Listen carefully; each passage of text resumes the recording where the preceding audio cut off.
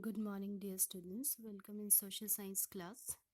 Dear students, we are going to start a new chapter today, that is 14th chapter, Regional Powers of History section. It's the first chapter of term 2, Regional Powers. As we have already discussed about the Delhi Sultanate in previous term 1, where we have discussed about Muhammad bin Tughlaq. So he was the person who was also uh, not able to provide effective supervision on the overall, we can say that on southern provinces, and by this the specific regional powers like Vijayanagar, Bahmani, Ahom, Mewar, Marwar and Kashmir, they were rose up. So let's start today's topic. The weakening of the Delhi Sultanate had begun from the time of Muhammad bin Tughlaq. The sultans were not able to provide effective supervision over the southern provinces. That time he was not uh, felt as a competent leader or ruler. The result was that during the 15th century, many independent kingdoms emerged in India. Just underline this one, 15th century. Sometimes this will ask then in which century the many independent kingdoms arose in South India. For most among them were Vijayanagar. It's very important. Vijayanagar, Bahmani, Ahom, Mewar, Marwar, and Kashmir, they were rose up. Alright, these were the specific kingdoms which was rose during that period of time. Look at the map also. The India in the 15th century, very important. There's this one, the Bikaner, Jodhpur, Lodi Kingdom, Delhi, Gwalior, Chittor. These were the specific areas which rose during that period of time. Narmada, Mahanadi, Daulatabad, Khandesh, Bahmani Kingdom, Raichur. These we will discuss in this chapter and coming areas. This one we will going to start at today's topic. Vijayanagar Empire, Karnataka, the present Karnataka, Kaveri and Calicut area. These were the specific areas which was rose during 15th century. So first we have the Vijayanagar Empire. Vijayanagar Empire, it was started by the Sangam brothers like Harihar and Bukka.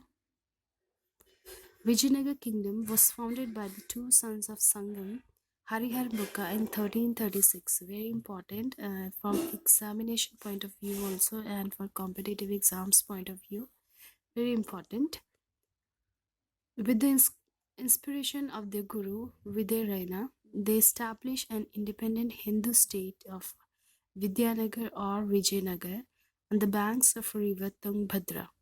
Underline this one, the banks of river Tungbhadra, and it is now called Hampi. Hampi you have already seen in the backside of 50 rupees note, the new Indian currency.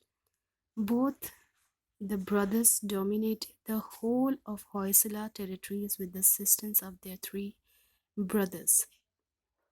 Bukka succeeded his brother Harihar. Bukka succeeded his brother Harihar. The first ruler, we can say that was Harihar, and then after the Bukka succeeded him in 1356 CE. 1336 it was started, and 1356 it was succeeded by Bukka. Sorry, he ruled up to 1377. 1377 CE. During this period, he expanded his hold further. He was totally controlled over the whole South Indian region, that was Karnataka region. Devra 1 and Devra 2. Underline these were specific, very important. They were very famous rulers of Vijayanagar Empire. Krishna Dev Rai was the last famous ruler of Vijayanagar Empire. He belonged to the Tuluv dynasty. Underline also who was the last ruler, the last famous ruler, and belongs to which dynasty. He was a great general and an able administrator. His period is considered the best and the most prestigious period of Tuluv dynasty. He had a group of 8 celebrated intellectuals. Intellectual means in his court, many famous advisors, we can say that, which was known as the Ashta Diggaj. Do you know Krishna Dev Rai used to dress up as common man and roam around his kingdom at night to know the problems of his subjects. He was roaming in in their empire to find out that if any person is facing any kind of problem, then I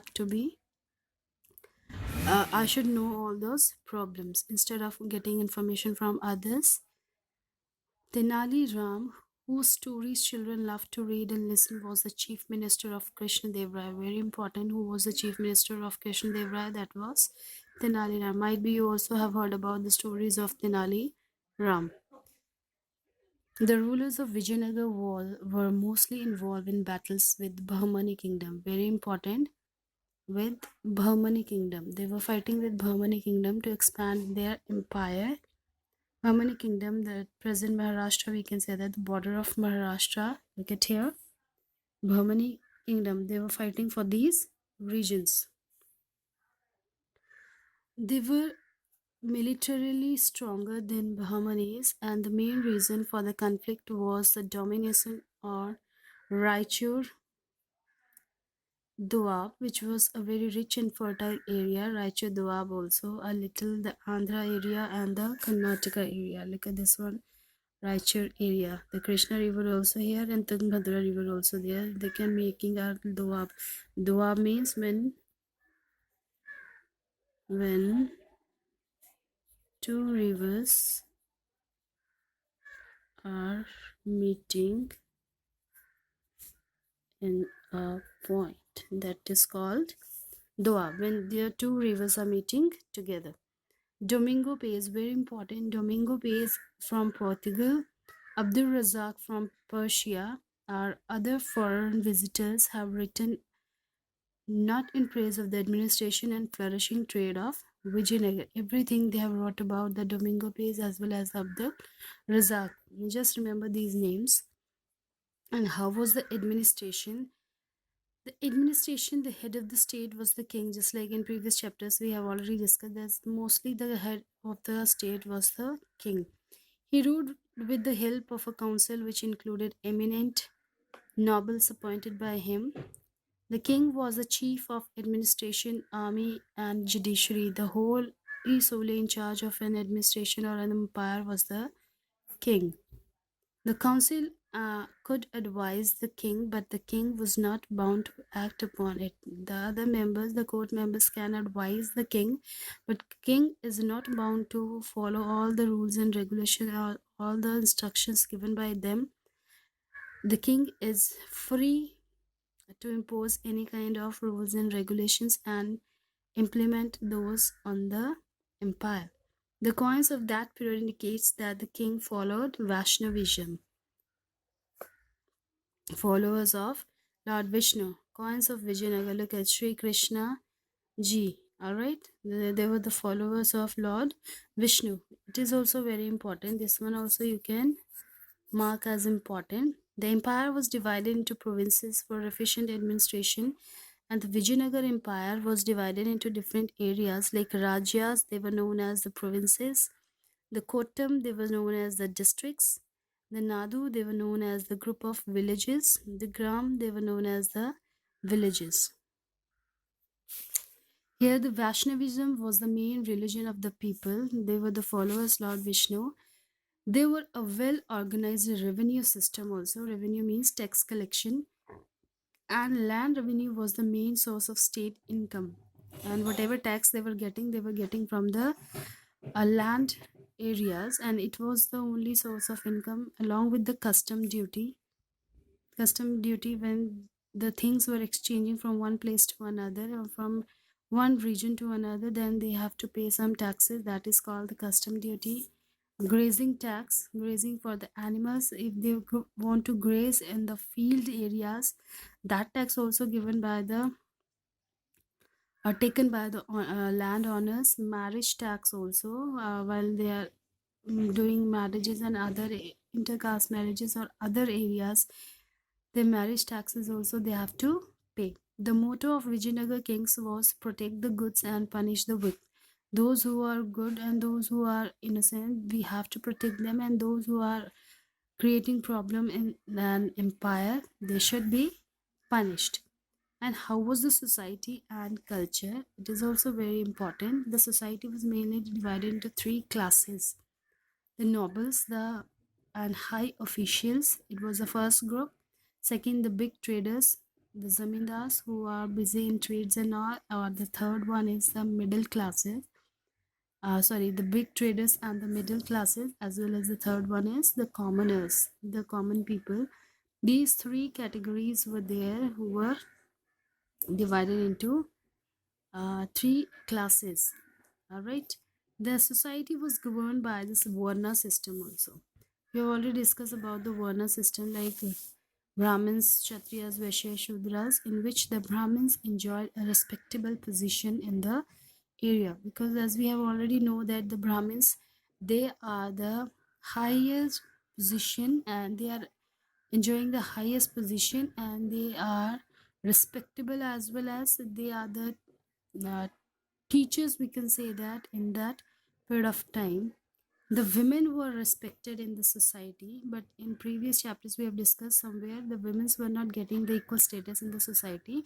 But in this area, the women were respected in the society. They were educated and well versed in Sanskrit language, underline this one, Sanskrit and local languages, and they were also given training in dance and music. Polygamy, we have already discussed, more than one wife existing among the rich, but the common people had only one wife. For common people, it was not allowed to keep more than one wife. Sati system and child marriage were also prevalent, and there were devdasis also in the temples for performing puja. These are devdasis are the kind of, we can say that, the girls or the ladies who are indulging in performing puja and havnas or yajnas, etc. And somewhere they were not allowed to do marriage also. Education was mainly imparted in temples and mutts, very important, the main areas of getting education, which were given grants by the king. Saina was a great scholar of Sanskrit who wrote commentaries on Vedas. Very important, you can underline this. Mahanavami festival was celebrated with great joy and enthusiasm. Hindus dominated in population, but people of other religions also lived in peace and harmony. There, they are also allowed with other uh, religious people. Art and architecture, it is also very important. The Vijayanagar had many beautiful palaces and temples. So, Vittal Swami and Virupaksha are the most famous temples.